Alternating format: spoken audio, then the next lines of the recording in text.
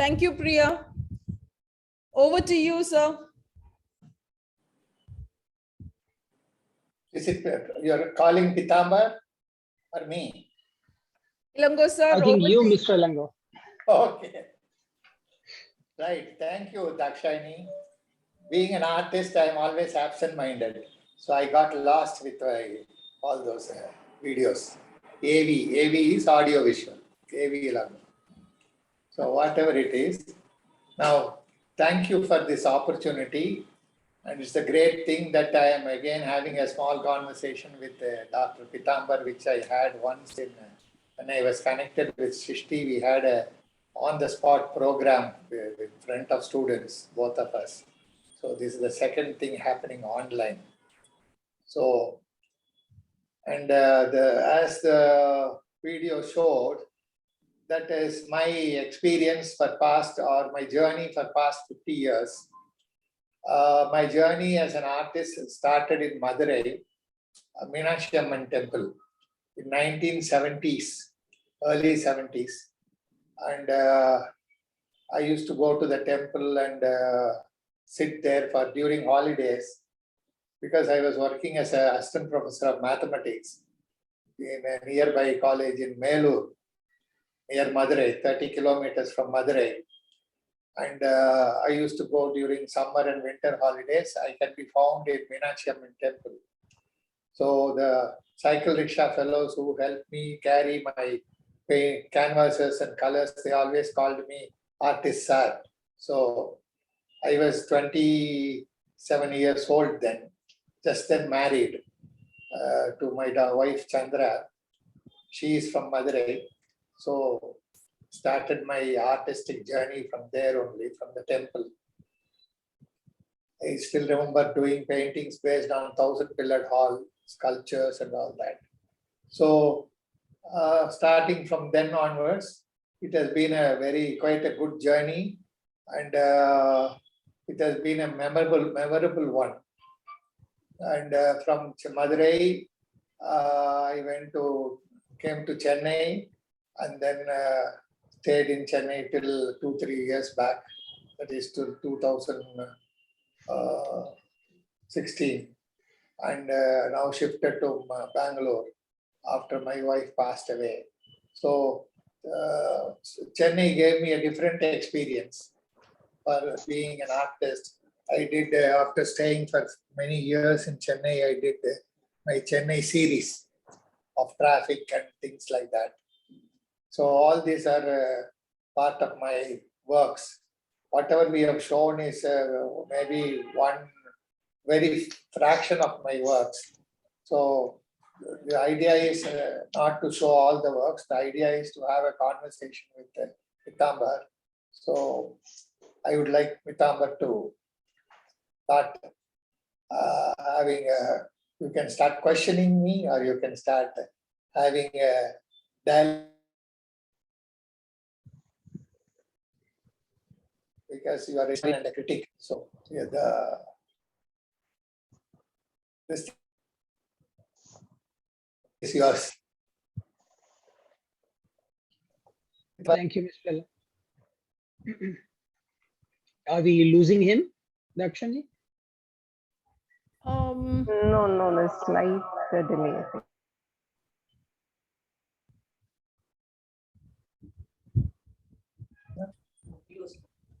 Okay. I think we are good to go, Mr. Pitambar. Okay. Right.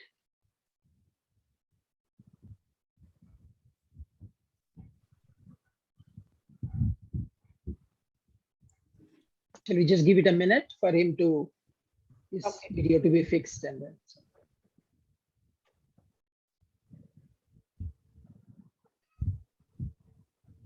Yeah.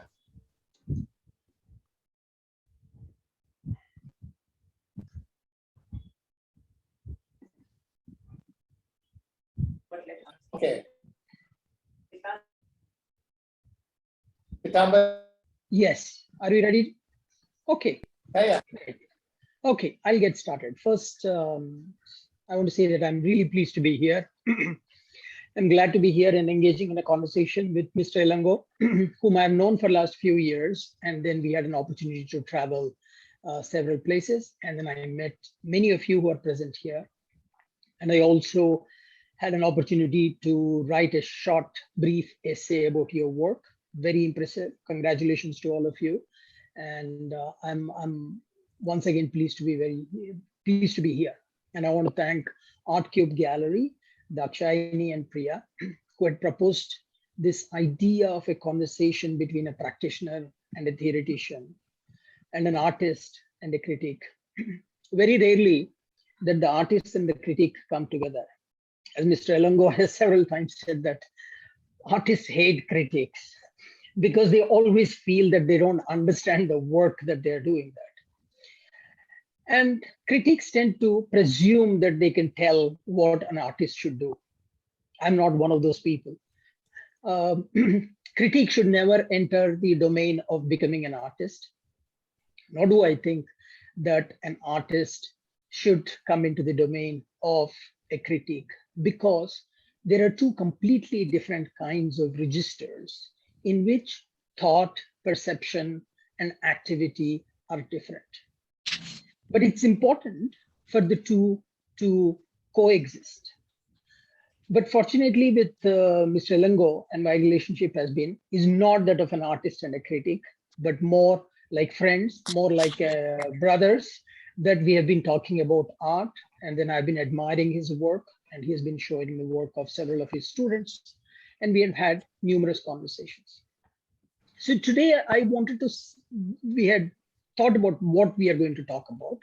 And I thought that I will first set up a context in terms of art, aesthetics, and beauty, and also bringing it to the contemporary times, starting with modernism as a visual language, and how do we evaluate the Indian artists who are working with this visual language, which is called modernism. So art as a concept or as an idea is more of a recent invention. Why do I say that? Humanity, right from the beginning, starting from the cave paintings, have expressed themselves visually. Either it be as a color and forms on the walls of the caves, or whether it is as a performance around fire, or putting stones or different kinds of object together, which is a sculpture. But it's only recently, that's just about 250 years back, all this what we call the human expression or visual expression or other forms of expression came to be constituted under a concept called art. Along with this invention of art in about 18th century, also came up this very notion of aesthetics. Aesthetics as a philosophy of art, which subsequently morphed into an understanding about the art and about beauty or art appreciation. So if you go back, I would take the examples of in the European context, because art as a concept is a European invention. And subsequently, all other populations in the world, all other societies, visual expressions came to be brought under this concept of art. So about in the 18th century, if you look at the three important, events or activities that take place in constituting what we call an art. The first and foremost, if you look at prior to the 18th century in Europe, and then it also applies similar in context of India or various other societies and cultures. What was considered to be art, if you take a painting, etc., was actually done either the glorification of the patron's deeds or glorification of the divinity, or in the context of European context of saints. So you would find this art prior to the 18th century existing in either in the nobility's houses or the palaces of the royalties, or in the convents and the churches. But in 18th century, after the French Revolution, all this art that existed within the private confines, both whether it be religious or secular confines, was brought in under one single roof called museum. And then it was declared that all this is art and then it belongs to everyone. This happens in the context of the French Revolution. And then the people that were walking through the museums were completely bewildered because, and then I can pose this question, we normally do not keep the photographs of some other family in the walls of our houses. So in the same way, the portraits of the great noble houses or the kings or that of the saints that belong to the churches were taken out of the context or the location, physical location in which they were created and which had a meaning, were brought under this objective roof called the museums. So the second thing is that what would the people who were walking in the 18th century through the galleries, same experiences today, I've overheard these conversations several times, that when you see the portraits of these nobles or noble ladies and the kings and then princes and then etc., what does it make sense? Because in a portrait, we're always looking for the likeness to the real person. But when the real person doesn't exist, nor is there any kind of an affinity to the person represented in this particular kind of a portrait, how do we relate to this art? Or how do we relate to great historical deeds that are represented in the painting? So then enters the interpretation. That's when the critique was born. So the critique comes much later after the artists. So they said that the critique said that, the interpretation said that this decontextualized art, the meaning lies in the artwork itself. So the artwork became, which was purposeful, that is, which had a particular kind of a meaning embedded in the culture and in the context, becomes purposeless because it exists for itself. The third important event that takes place is related to what does this art really represent? Because now that it has been declared, and which has really consequences to understanding of the Indian art or visual expressions, if you use a broader term, going back to 2 centuries.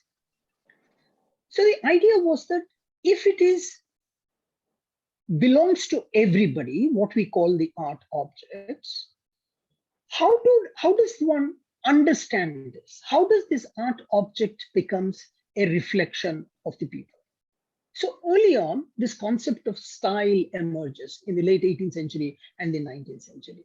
They said that all this art as an expression of the people themselves. That means that includes everybody. So what it was supposed to be a glorification of the deeds of the patron or the devotion of a particular nobility towards a saint in the European context, when they're brought under the museums, now they have to be interpreted and understood as an expression of the people. While talking about the expression of the people, talking about this style, the early European critics also created a hierarchy. And obviously, as it is understood, in this hierarchy, the Greek and the European art was at the apex of the pyramid. And various other cultures came below that. So therefore, when the first Europeans come to India and look at the temples, whether it is in caves in Maharashtra or when they come to the temples and then etc., since they could not understand what was the context in which that these particular images were created or these particular visual events had taken place, they would immediately characterize them because they were very, very different than what they consider to be art, what they consider to be the perfect expression of people, of the art, of an achievement, and they call them barbaric and savagely. So therefore, other than the European art, all other visual expressions of all other societies, whether it is be Africans, Indians, or Southeast Asia or Latin America, they all came to be considered to be barbaric or savage expressions. But what happens is that with the invention of the art, that we go back from the 18th century and all other objects come to be mobilized under this concept called art.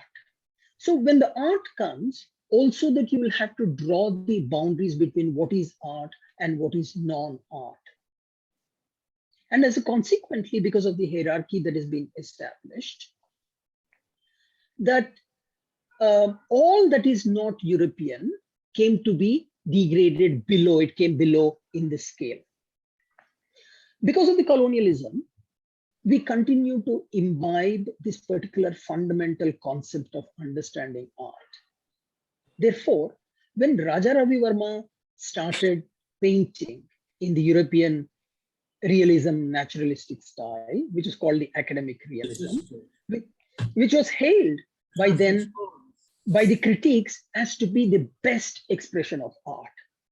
But whereas the Indians, with Kalighat paintings or Tanjore paintings, or whether the sculptures that were there in the temples and etc., were considered to be saying that we lacked a particular kind of a style and the sophistication of the Europeans. So even today, if you look at the writings about the Indian artists, it is always shown as being derivative of the European art. So therefore, when they talk about KCS Panikkar, I've seen several articles on these things, they compare him to Paul Klee. When they talk about some other artist, they would compare, they say that this is like Cézanne or Gauguin and etc. So it became a derivative. We are always lagging behind or imitators of the European art. And this continues, it said that this continues to predominate the approach. Therefore, you see a great tendency or affinity towards the European art, or in the context in the European, the artists that are either from Europe or American art. So therefore, how do we understand? Excuse me. Especially now, where do we locate the Indian artists? Are Indian artists simply imitating because there is a particular visual language called modernism that has emerged in the European context, and we see modernist visual language seems to be the predominant form of expression for the artist? So do we really look at all others, either Indian artists or whether it be Latin American or any other either society and the culture they belong to, do we simply see them as being derivative of modernism and the modern artists? My approach is different from it. That how do we understand the Indian artists? If you're not saying that, modernism offers as a particular visual language. Okay, even though it emerges in a specific historical context, even though the modernists like Picasso or Cézanne or Gauguin and Joan Miro and etc., they were specifically engaged with their past in terms of composition, space, and configuration on a two-dimensional space. The visual language modernism offers as a visual language that can be appropriated by any artist. So therefore, Indian artists, even though in the early on, because of the government schools of art and craft that were established in Madras first, Chennai first, and subsequently in Calcutta and then Mumbai, all these where they got trained and then they pass on this visual language. This visual language is appropriated and it is amalgamates within the Indian context, and therefore that the Indian artists start deploying this visual language. So therefore, I don't have to look at Mr. Ilango's painting and then say, okay, which European artist or the American artist does Mr. Ilango imitate or come closer to? Therefore, I can elevate his artistic capacity, because when I compare him to a European artist, then therefore he's automatically gets elevated. But that's a wrong approach to do it. Because Mr. Ilango is here as an artist. He takes this, like any artist would appropriate all the medium and all visual stimuli and experiences that an artist goes through, and appropriates them, and then makes their own and expresses them on a two-dimensional plane as a painting, or a three-dimensional as a sculpture, or it could be even installation art or any other form of doing that. So therefore, it is really important for us to understand that we cannot evaluate the Indian artists as a derivative of the moderns. I just want to segue and then open up for Mr. Ilango to do it. One of the problems that an artist, and many of you are artists, so I'm speaking like a critic, like a theoretician. The problem, the issue where I see an artist is trying to solve on a two-dimensional plane is actually related with form, space, and configuration or composition.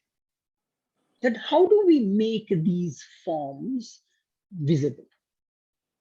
And what is the way in which these multiple forms that appear? And then I see that many of you as a background as artists have works of art, behind there. And as I'm a theoretician and etc., I have books as my background of my library. So the problem is that how do we represent these forms? How do we express these forms? And what is this composition that need to be done? How do we arrange these forms in order to particularly evoke a kind of things? In that, in my opinion, that between an inspiration that an artist takes and ultimate expression that this inspiration finds in whatever medium that may be there is a gap. In a similar way, I would look at a painting when it is finished as a completed object. If you look at a dance, you would see as a performance that is performed, not all the practice that has gone behind that particular kind of a performance. How choreography has been put together. So as a person who is looking at a work of art, is also trying to understand how this particular arrangement has been made and what it is evocative of. But there is a gap. So a critique constantly strives to fill that gap and then try to understand that. And in a similar way, an artist is also constantly striving to express this particular inspiration or this particular trigger. It could be anything. I mean, it doesn't have to be that inspiration can happen only in a particular context. I mean, many of you are artists, and then you know that what are different kinds of things that you are inspired by. There is this gap. If this gap does not exist, art does not exist. Art will be like a transparent plastic bag that we can really clearly see what exists in it. So therefore, there is no mystery to it. If there is no mystery to the art, if there is no enigma, then it ceases to be not only art, but it ceases to attract and suspend the viewer in its visual field. Mr. Ilango, yes. So I want to come to you in terms of what I've said last. The earlier one was that I am a professor and then etc. So I have to always set a context and then give historical explanations. But the last part of it, which I was talking about, I think wanted to segue to you in terms of this gap that exists between an artistic inspiration or artistic source, whatever it is, and the expression. Have you felt, or do you feel as an artist continue to feel that? Yes, Pitambar. This gap you are talking about is the gap that I'm trying to fill in, but I will never do that.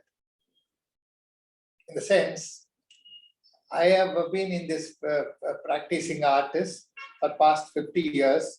Maybe I've crossed around 1,000 or 2,000 paintings and a lot of drawings and all that.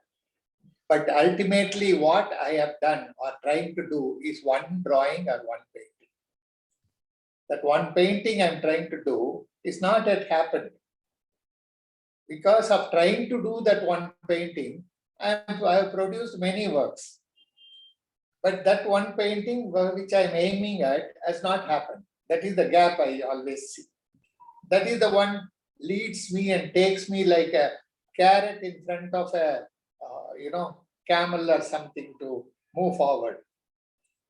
So now in this process of drawing painting, what I came to understand or experience is, initially I was seeing the forms as forms. Initially I was seeing the forms as forms. Then I realized over the years of experiencing that the forms are nothing but expressions of visual energies. And concentration of energy becomes the form. How do we express the concentration of energy as a form? In terms of line. So what is a line? Line again depends on space and time. Line again depends on space and time. If you go very close to a line, it is no more a line. It doesn't appear like a line. It's like, see, if we see a, this aeroplanes leave that white chalk-like line in the sky, they appear like line when we see from the ground. But when we go closer, it becomes a cloud. So it's like that. So it is all time and space. Art is the perception with respect to time and space. So this is something that is I have decided to, this is a policy or a concept that I am trying to follow. And then in this process, for me, temple sculptures have supported me in terms of my compositions. Like we already have with temple sculptures in Tamil Nadu, even elsewhere also, this Tribangi situation, in and out, Tribangi. When you have this Tribangi thing, and my lines, if you notice my drawings, my lines create a lot of this in and out principle. I mean, they appear and disappear. They are not moving, but by twisting the lines into the space. It is like we create a visual, difference in terms of seeing. So that keeps us busy, engaged. So these are all the basic things. And what I did in the initial stages were a bull or a cow gave me my basic line. That when a cow or a bull, scratches its ear with its hind legs, it creates an arch with the body, and the whole body is supported by the 3 legs support the body. So the 2 legs form an arch. So I developed that. I picked those lines of the legs, that arch lines, and then built my dancers and drummers of the folk expressions, for the folk expressions, which I was connected in the beginning of my, say, 20-25 years back. I did a lot of drummer series. When I did drummer series, it was constructed that way. It was actually construction, which became a composition.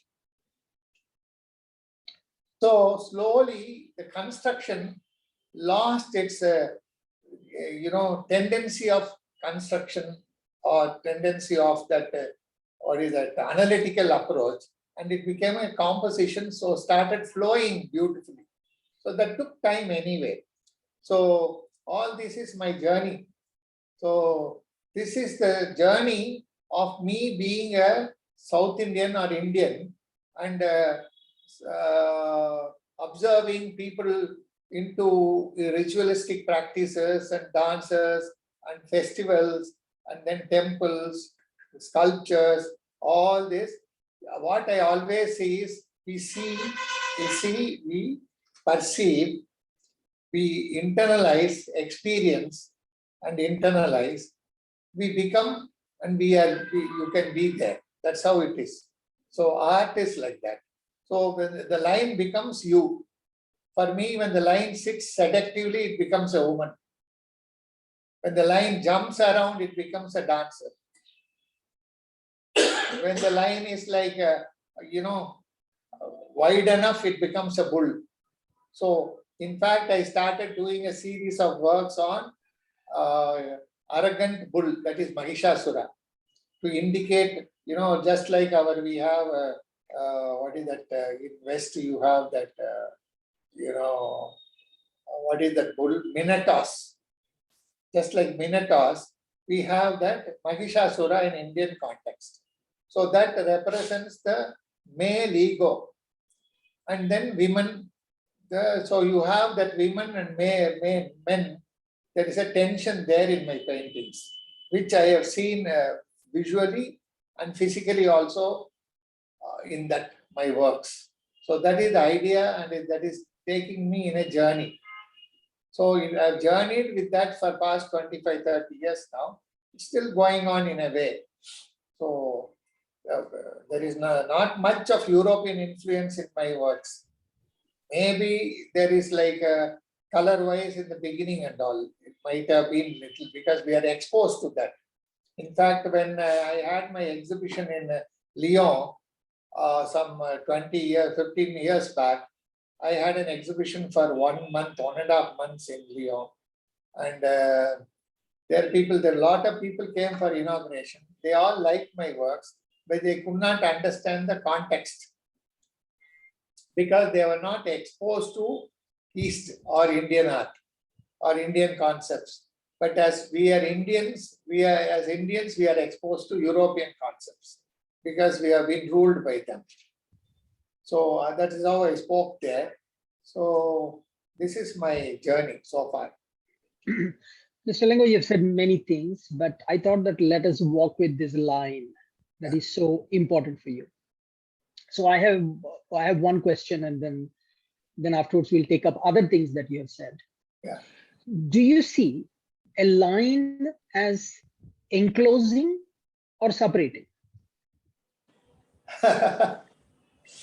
I see line as becoming. It is not enclosing or separating any space. It is becoming the space. Because I don't see line as a separate entity. When line widens, it becomes space. When line becomes very thin, it becomes a sort of, for me, line is a visual music. I actually, when I talk to my students, I compare my, not my lines. I tell them to draw lines with, feeling of plucking a, string instrument.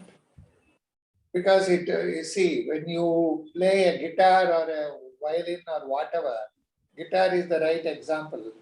The length between the 2 points, which are not moving, that is from the, in the guitar, there are some 6 strings are attached. Each of them are of different thickness. But by pressing the strings at certain points called frets, what we actually do is we reduce the length of the string. By reducing the length of the string, the sound changes. So the thickness of the string doesn't reduce, but the length is reduced. By reducing the length, we change the sound and we create a composition.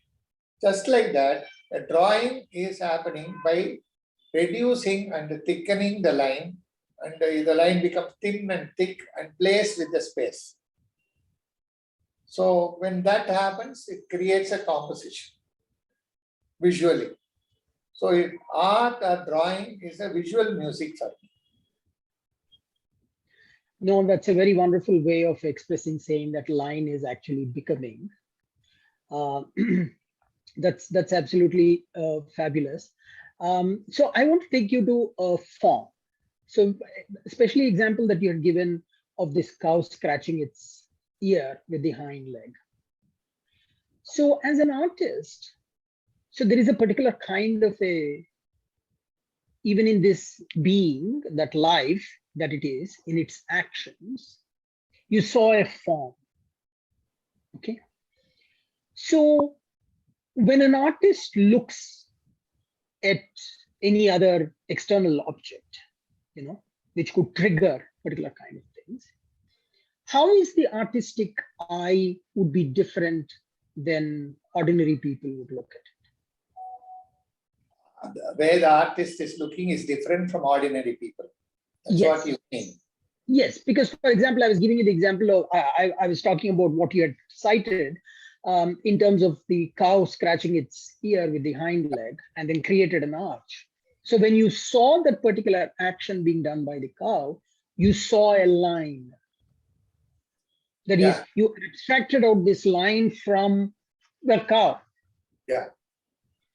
But for probably other people, it's just cows, and then they would have just walked away, isn't it? From there, saying that a cow scratching its ear, and then that happens. You know why they hang paintings on the wall? Huh. Because they are can't not hang the artist. So that is why the thing is, see, when an artist looks at an object or a thing, he or she will look at in association. You don't look individually. When I do a portrait also, when I make somebody sit in front of me and do a portrait, somehow visually I project the person on the wall that is behind, or on the whatever object, whatever space behind, I'll project. That is how I see it. It is naturally happening to me. I have not trained myself like that. But if I see, as you asked me, if I see a cow or in fact, I could compare the arch of the thing called kavadi, which they carry and dance in Tamil Nadu for temple festivals. The kavadi, arch of the kavadi, and arch of the cow, and arch of a person who is into that trance dancing, all are same. Why? Because I'm not seeing the person, I'm not seeing the cow, I'm not seeing the kavadi. I'm seeing the space and form. The form that is dividing the spaces. For me, even this, this entire universe itself is like that. It is not saying this, I am that. No, these are all forms, concentrated energy, dividing each other and creating association. In association only meaning happens. Meaning cannot happen without any association. So an artist is always seeing like that. So either he associates his personal, visual, emotional expressions with his work, or he associates an external situation with his work. There is always an association. So because the association, as maybe others, when others understand and appreciate that association, we create a group of people who like that painting. That is how I understand. Okay. Because others will see individually. They don't see the associations. So, Mr. Ilango, I want to go back to the beginning of it when we talked about gap and that one painting that you're trying to do. Okay. So can you a little bit elaborate in terms of, because what you said is absolutely right. If you look at really even, many of the great artists that are saying that, they're constantly trying to strive for do it. The way I look at the modern art in European context is that all these people, Picasso or Cézanne or etc., they were really trying to solve the problem of space and forms and association. So space and form becomes really absolutely obsessive for it. For example, Picasso in the end of his life, he actually did not do any new paintings. He would go to El Prado Museum in Madrid and then try to redraw old masters like Velázquez and Goya and then etc. Because he was really trying to understand how they, try to solve the problem. So what would that be? How would you characterize? I mean, I know probably you may not be able to express completely for all of us to understand, but what is it that is striving for that singular painting that manifests itself in so many canvases and sketches? The way he tries to understand space. Okay, so see, now a universal space, if you call canvas as a universal space, which is not saying anything, which is just plain space. Now, suppose we start dividing the space. By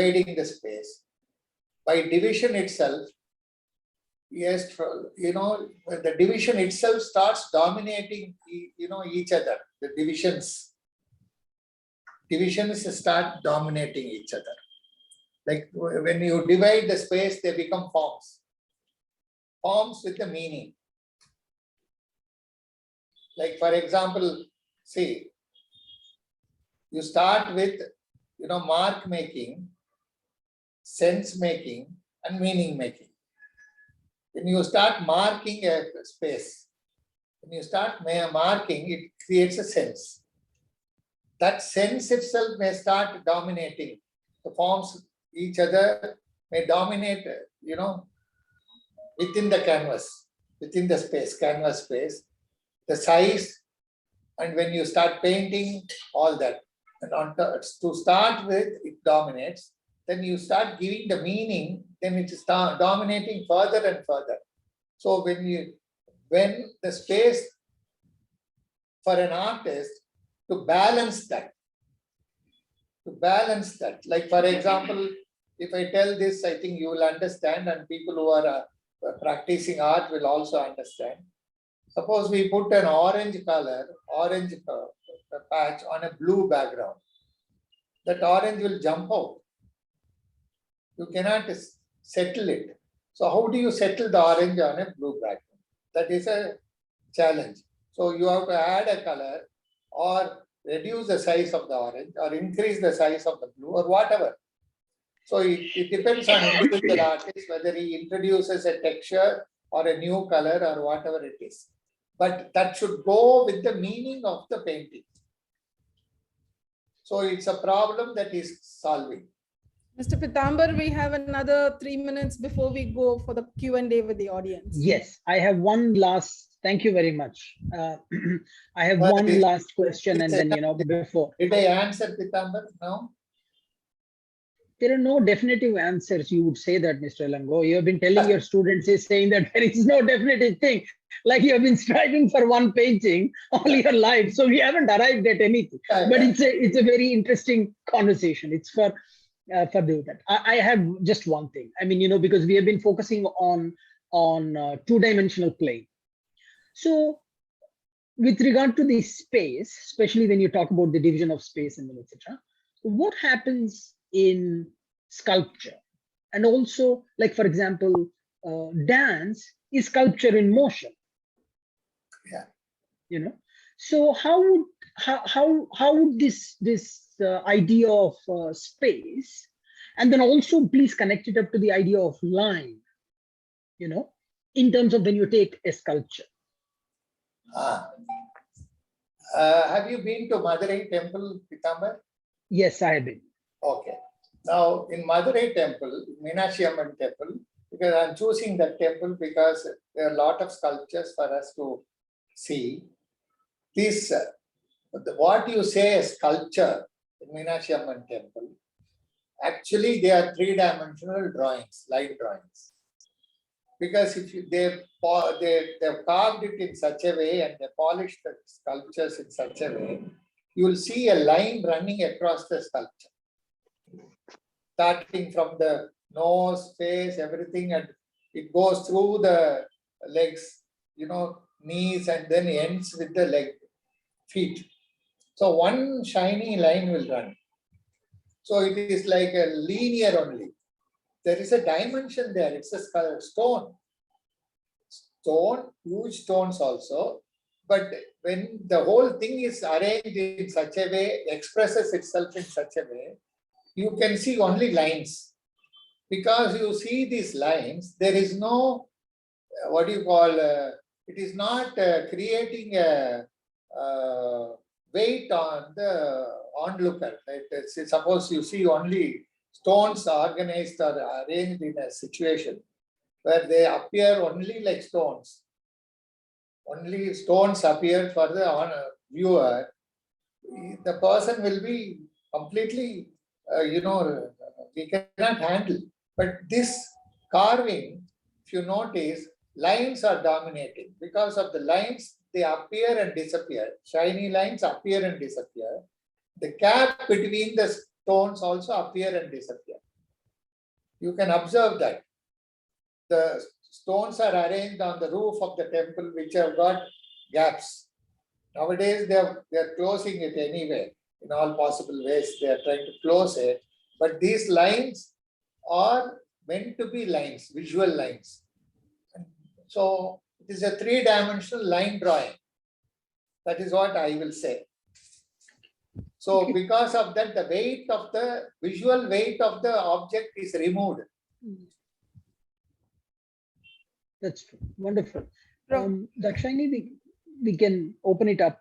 I'm sure Yes. that An interesting talk that can go on, Professor, but I think audience know. would also be eager to ask. If there are anybody who want to ask a question directly to Sir or Professor, you can have a show of hands and we can go one after the other. Or if you want to post the question, you can also do it in the chat.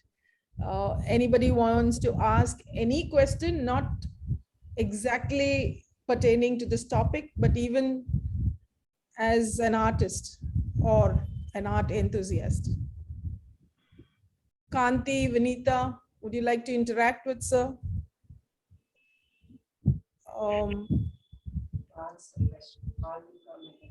Sir, I have a question for you. We have Ramya here. So, Ramya, you can unmute yourself and ask a question, please. Hello, Yes. sir. Hello, Yeah, Mr. Pikander. Hello, Ilango, sir. Hello. So nice to hear you talk. Thank you so much for sharing your wonderful views. Always a pleasure to listen to you as always. So my question to you is, could you share how, I wanted to talk basically about the process of painting, how important the actual act of the physical act of the process of painting or art making is to the artist. For a lot of art nowadays, especially when we talk about international artists, very often now the art making process is more important, if not as important, as the visual finished product. Could you share your experiences with how important you feel the actual how I'm not able to articulate exactly what I'm trying to say, but could you share what you're feeling, how important the feeling that an artist has during the process of making art is, the resonance that one feels with the medium they are using, like the scratching of a charcoal on a piece of paper, the actual tactile feeling, the butteriness of oil paint, a palette knife, the way it creates texture, catching paint on the bumps and leaving the valleys out. Like, could you describe to me how important the physical act of painting is with regard to how you feel about art in general? What you mean is the inspiration, right? No, sir. I'm actually talking about, like, for instance, for Pollock, the physical act of painting was a part of the painting itself. So for many non-objective painters, it is the act of moving paint around and the feeling you have when you see paint mixing together, when the feeling of a color emerging, those tactile sensations that bring delight in the process of painting. Some artists consider that of utmost importance, Yeah. perhaps over and above the finished product. In fact, every artist should consider that. For me as an artist, from the beginning itself, I enjoy every moment of making it. Every every portion or every space, whatever space I'm handling, whether it is paper, canvas, or whatever, and the lines and colors, each individual strokes I enjoy. And then not just the strokes, I enjoy the composition and the meaning between them. Meaning, they create a meaning because they have to be alive with each other. A color should not kill another color. A line should not destroy another line. So together they should come around and appear like one meaning.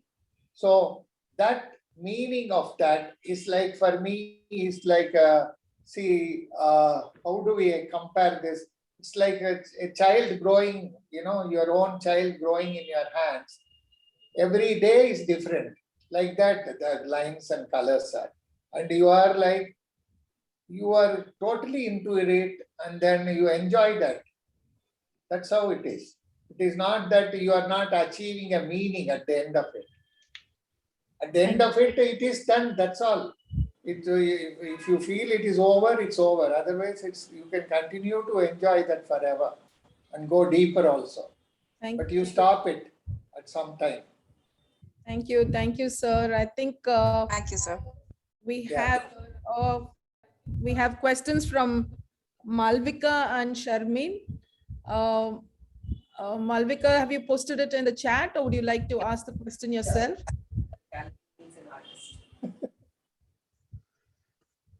Has Malvika asked a question? Hello? I think she has asked, an artist needs a gallery or a gallery needs an artist, something like that. Okay, that's nice. Would you like to answer it, sir? I did not see it in the chat. Like, it's like, who is going to do what? Both need each other anyway.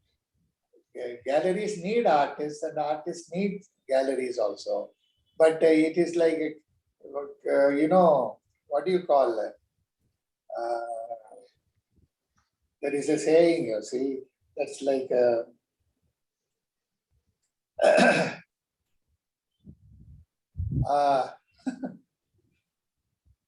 cat and mouse chase, something like that. Because, a struggling artist definitely needs a gallery to support. Now, when gallery also struggles, so for that, artists also support. But both need people. Actually, both need people to buy their works. And now the thing is, what type of work an artist should do. So an artist cannot paint for the sake of the society. An artist paints for himself or herself. Because an artist is from the society, the way he thinks and acts, it will have the tendency, the society will understand. Hello? You're muted, Dakshani. We got the answer. Can I jump in here, Dakshani, if you don't mind? Yes. And about the gallery and the galleries. Yes, Professor Pita. You see, the galleries emerge at a point of time when the patronage, the traditional patronage, starts getting reduced. So gallery is actually a market maker, creates market for art. So therefore, obviously, the product would be necessary in order for this to do that. So in the absence, when the traditional forms of patronage, whether the kings patronized and then therefore the temples were built and then various kinds of expressions were there. So in the absence of that, new institutions emerge of patronage. So galleries, in a certain sense, is a patron replacing a patron. And then here what happened that since we are in a more commercial context, commercial in the sense that society itself has changed, has become commercialized. Therefore, a market is created and an artist becomes the medium through which the gallerist becomes the distributor, in a sense, or creates a market for the artist. Thank you. That's it. Thank you. There is a question here in the chat from Alexis Kittery. Do the artists want to remain inaccessible? I think there's a spelling mistake. Uncatchable or unreachable, to remain a mystic to the ordinary minds. Mr. Ilango, you want to take that? Thanks for this question, because generally artists are like that. Generally artists are like that, but sometimes they become little too much with their, invisible situation. See, it's like, what do you say? Rishi Moolam, Nadi Moolam. There is a statement in Tamil. Rishi Moolam, Nadi Moolam means a saint's origin of a saint, and the origin of a river. It won't be very pleasant. So an artist's origin also will not be so pleasant. So it is better to stay away from the, eyes of public, and let it be a mystery. Thank you. So work also can be a mystery, artist also can be a mystery, no worries. So Sharmin has a question, sir. The next question is, how do you deal with creative block? That is not creative block. It is called creative sleep. Okay. It's not block. You have to look at it as a sleep. For sometimes, for at least sometimes 3-4 months or 6 months in a stretch also, I have not painted. And we need not get worried about it, because that my creative mind works separately, and it is and afterwards it will come out fresh. So let it happen by itself. We should not be too much of anxiety and too much of tension will kill the creativity. I hope your question is answered, Sharmin. We have Kalpana coming with the next question. Please keep it brief. We'll take 2 more questions because we want to keep to time. Yes, Kalpana. So nice to see you, Ilango sir, and thank you, Dakshayani, for this wonderful program. It's not a question. I've been contemplating on this for a long time. And as an artist, we think that we are creating a painting. But what happens is, suddenly you want to do some subject, but some other subject comes out, and finally you end up doing the pet subject that you like in your mind, the Himalayas or whatever. And how does that happen, sir? Has it happened to you? Ilango sir, I just wanted to ask you. It has happened many times to me, Kalpana, because I will start with one painting and I'll end up with some other painting. That is the most beautiful thing about it. That's right. I'm so happy you said that, because I was all these days thinking something is wrong with me. No. It is natural to be like that. Natural. The writers usually say that the stories write themselves. Correct. Okay, so the paintings paint themselves. It starts off something and then eventually it ends up as something else. That's really thank you. I have heard it from the horse mouth. Thank you so much. So nothing is wrong with me. Very poetic. I think we have, we'll take the question from Kanti, and after that we'll have Prabhu Jha asking the question. Kanti, over to you. You can unmute yourself. My question is to both Pitambar sir and Ilango sir.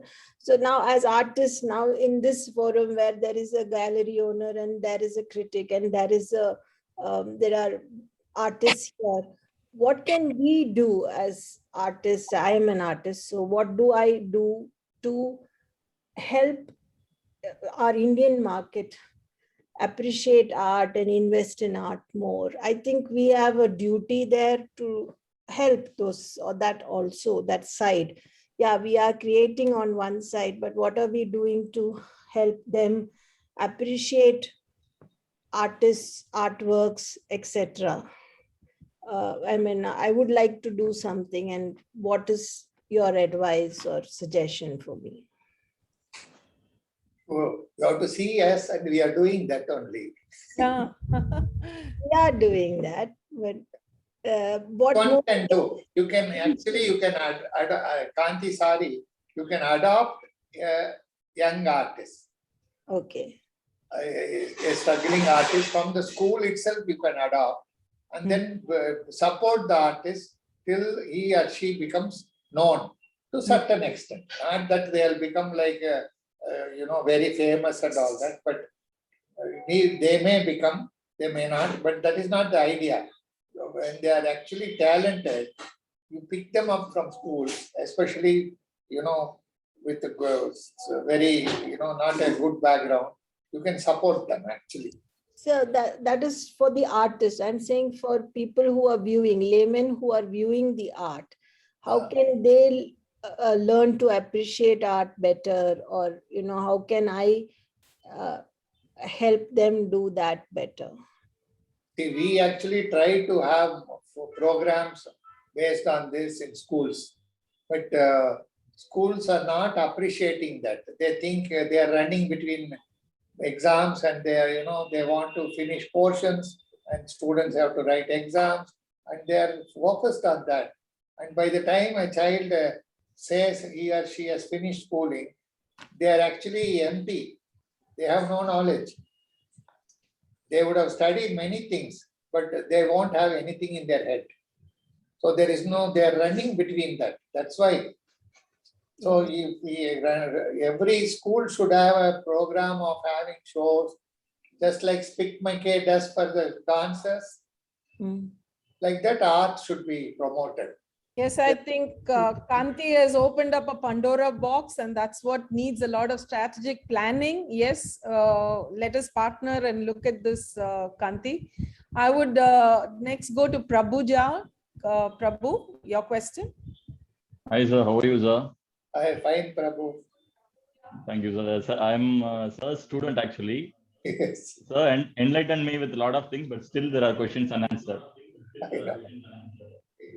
So, art or any kind of art is always been, when it comes to professional level, or when it comes to real people rather than a hobbyist making it, they say like it needs discipline and consistency. Those things, we get those words always been mentioned.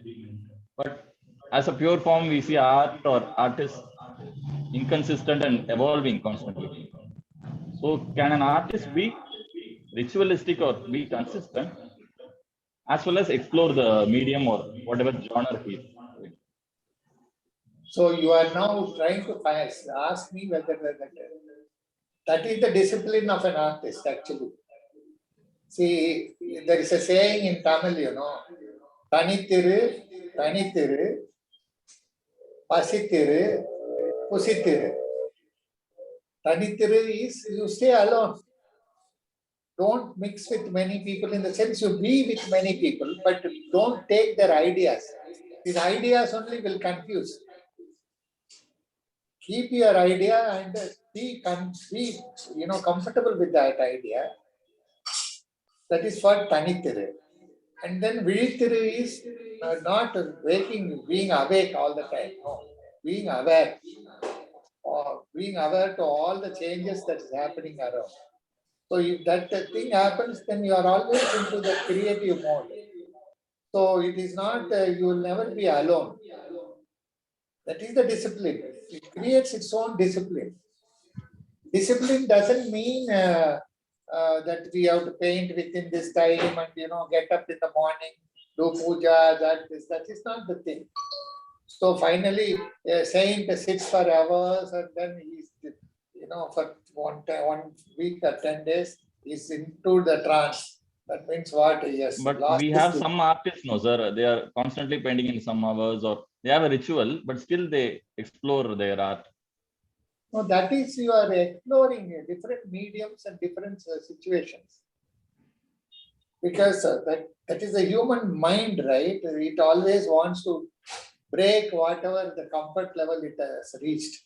So when you want to go further, you break your own comfort level and go further. That's how it is. Thank you, sir. Thank you so much. I think Prabhu has many questions. We will have an informal session soon after this program is over. We are trying to keep to time. And Satya, only if you have a question, please ask. Anything you want to discuss or show, we'll do it after the program. No, it's nothing. I just posted it. I just want to ask two things very shortly. Mr. Ilango and both any artists there in India, because I was based in India for the past 9 months. I'm in Kuala Lumpur. I see a lot of difference in the art scenario compared to India and Malaysia. I'm just wanting to know, is it like India is slower in the art thing? Like, is it slowed down now because of any reasons, or why is it here? After coming here, my daughter was able to take part in nearly 10 art exhibitions in the past 10 months, where she just applied for open calls and all. But I don't know whether there are any such options where people call for open call for artists, and is that option of it? Is like what Kanti was saying, upcoming artists, anybody, do they have this kind of options where yes, just we got your question, Satya. Sir, you want to answer her question? I think Pitambar will be the right person to answer to Satya. You see, earlier what I'll just be very brief, Daksha, I say that what Mr. Ilango was saying earlier is correct in terms of schools and education, etc. What we have in India is not an education system, but an examination system. So everybody is being put through one after the exam after the other, and then rest of it is a completely, is on the wayside. So it's a larger societal problem. It's not the problem of just the galleries or the artists or etc. So there is a general ethos. Like, for example, if you go to the other countries where you see there are so many museums, there are so many people, millions of people go to the museums. Hundreds and thousands of people, lakhs of people go to the galleries and etc. Because it's a part of a general cultural ethos. I think the efforts that are being made by, Art Cube Gallery, like that, we need hundreds and thousands of galleries like that, which would make efforts, So I think that type of an effort, and then that effort has to start earlier. What Mr. Ilango has suggested, saying that, telling Kanti, saying that, why don't you adopt an artist? Why don't you work with a younger artist? Why don't you try to promote it? So each of us can affect in our own small circles itself, and then it can create ripples. Thank you, Mr. Pitambar. You resonated what Art Cube Gallery is trying to do. And the question that Satya asked is very, very relevant, that there more action needs to be taken here, meaning engaging the community, getting them to be aware of the artist's journey as well. There is sir is in Kuala Lumpur, Daksha, where there is an exhibition. We will discuss this, Satya. You asked a question and Mr. Pitambar has answered. There is something called Art Aid Artists, where they conduct an exhibition. All the sold works, they distribute to the unsold artists also. They give away to them for them to be helped and all that. So those kind of things are also happening. Yeah, these discussions need to be held. I think we should discuss. What you're saying is very correct. These are things that need to be carried out. Like he very rightly said, many organizations and art enthusiasts need to come forward. We shall look forward to a meeting where people like Satya and others, we can welcome them to share their experiences, and we can have another meeting exclusively for how Kanti, the question that you posed, and we can have an interactive session amidst us also. So we look forward to all your participation. Satya and Kanti and other artists. Kalpana is also here. And also, Pitambar can elaborate on this education system also. Yes. Can I just ask one last question? Is there time? Because we'll finish with your question, Deepa. Okay. My question is for Pitambar, sir. I posted it on this one. I feel that India has a very strong theory on aesthetics. So when we're studying theory of aesthetics, or when you're studying beauty, we have a very strong theory of our own, and many of our artists, many of the contemporary artists who are still in India are still following this line of theory of aesthetics. Yet we are so much relying on the European sensibilities of art, like why is that happening? Is enough being spoken about the Indian theory of aesthetics at all in colleges, in art colleges at least? Not at all. I mean, because I think the short answer would be our colonial mind. You see, the colonists have left, but our minds have been colonized. And mental colonization is much deeper and stronger, and it takes greater effort for us to be able to do that. True. I mean, so for example, if you look at it, that our whole education system is geared and greater emphasis on English medium of education. We haven't made enough effort in actually trying to understand. I'm not just talking about, so that you know a particular thing, but trying to understand how far do we incorporate Indian texts and understandings that is there within the Indian context, etc., as a part of the curriculum to start with. We don't even have scholarship also. There is no scholarship, either it is on Indian languages, be it there, or on Indian literature, etc. Even the scholarship doesn't do it. Like, for example, I mean, in my small effort as a part of it, that I had PhD students who are doing PhD, and there are many architects come and then do PhD with me. So usually normal tendency is to look at, American architects or various other things. And then I'm trying to direct them, all of them, to look at our cultural experiences, so that at least there is some scholarship is produced in that context. Thank you. Thank you, Sir Pitambar. We move on to the expression of gratitude for all those who have attended the meeting today. And I'm sure we will all be in unison and agreeing that it has brought about the first step to a marathon. We are now questioning ourselves. I think the more and more we ask these critical questions, the more and more we come out to discuss in open platforms about a particular question that Deepa Chakravarti had brought in. I think we should have these discussions, and we look forward to your participation, and let us engage in these kind of conversations more and more. And I cannot thank enough Professor Pitambar, who's just taken a leaf out of his plethora of knowledge.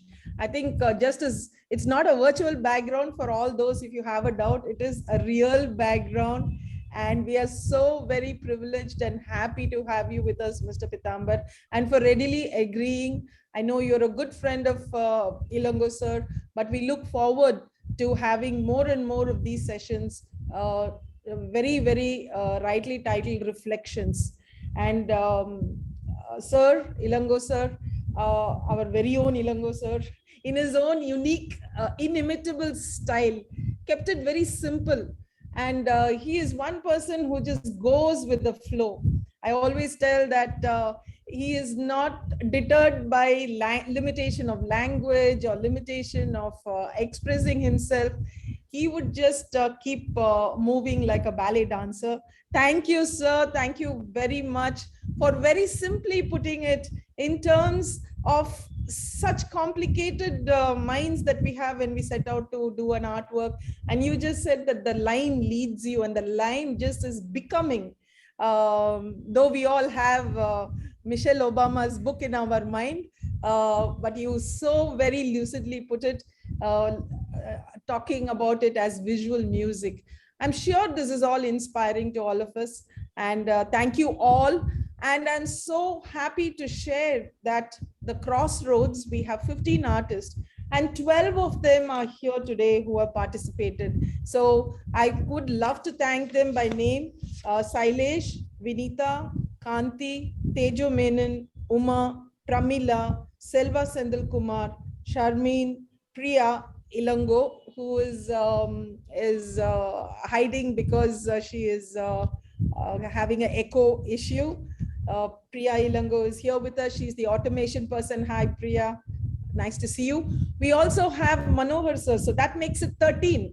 Lucky number for us, maybe unlucky for others. Then, of course, we have Shamli, Remya, and myself. I'm very, very happy that we could pull this off as our first meeting. Very educative, and thank you all once again. Let us continue this and look forward to your participation in the future too. It is open now for all of you. You can engage in a conversation. I think Priya will unmute, and feel free to engage in a conversation with Sir and Mr. Pitambar for another 5 to 10 minutes. Thank you. Thank you, Daksha. Thank you, Dakshayani. Unfortunately, I need to run. I'm Okay. sorry. I've got, Thank you. and then I apologize, but I really look forward for another occasion to engage in a free-flowing conversation Thank instead you. of Thank doing you. that. Okay, thank you very much. That was a great thing, Pitambar. Thank you very much. Yes. Satya and others, if you want to say anything to Sir, please feel free to. Actually, can you run the AVs again, because there might be some people who came in a little late. You can just run the AVs one more time for everybody to see, because the artist will benefit from it. Yeah, Priya, would you want to do the Crossroads AV, please? Are you in? And anyone wants to have a chat with Sir, please stay back after the AV. It's only a 2-minute video, and you can engage in a conversation with him. Priya, are we good to go?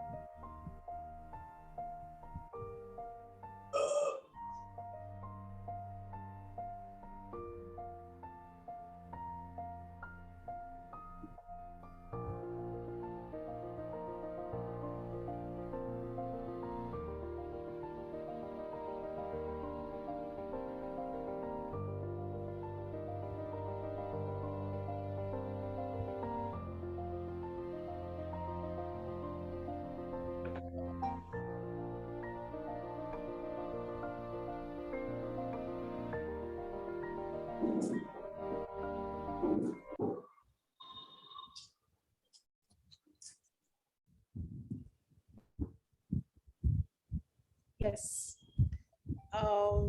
Thank you, Priya. Vinita and Kanti and others, if you would like to stay on and ask questions to Sir, please carry on. Satya, you wanted to share something about a restaurant in Kuala Lumpur.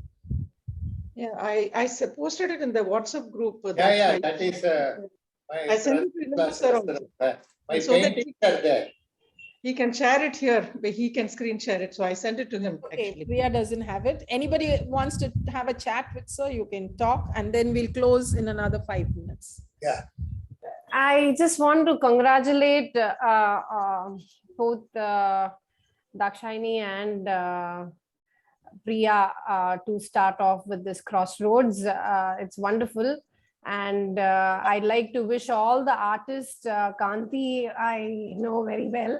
Hi, Vinita Chichi. Hello. There's, I think, Sharmi also. So wonderful to see all your works. I think I've been through some of the journeys. I've seen them all. So it's one. Only thing we missed here is your dance and me painting. Will happen someday soon. It'll happen. So it is wonderful being here. Thank you so much for inviting me, and I'm lovely to see all your works up and wonderful. Really, congratulations and all the best. Do visit us if you're in Chennai. I am. I'm bringing a couple of people also. Okay. Yeah. All right. See you. Nice to have you in spite of all your grandchildren crawling all over you. Anything you have Who to say? is that? Whom are you telling? Teju, sir. Oh, Unmute yourself, Teju. Unmute. crawling all over. Hello, everyone. So nice to see you all. So nice to be part of it. It's always a pleasure when you talk about art. And though I've heard it a number of times, and I was just telling them the other day, it's 30 years. So I've heard you for 30 years. And still, but whatever you say really resonates very well with, and also makes me think a lot. So today's journey, which we had this whole evening, was something which I really appreciate. And thanks a lot to ArtCube. Thanks, Priya. Thanks, Daksh. And thanks, Thank you, sir. And of course, Mr. Pitambar for having given us this vetting evening. Yes. Thank you. Okay, shall we wind up the meeting, sir? Yeah, yeah. Okay. Bye, everybody. Bye Good bye. night. Thank you. We'll meet again. Thank you, Bye, Priya. Tejo. Thank Tejo, you. bye. Bye, all of you. Thank Bye, you so sir. much. Bye. Bye, sir. Thank you. Shailesh, are you there? I just want to ask you, your phone number is not WhatsApp reachable. I tried to message you. Oh, he's left.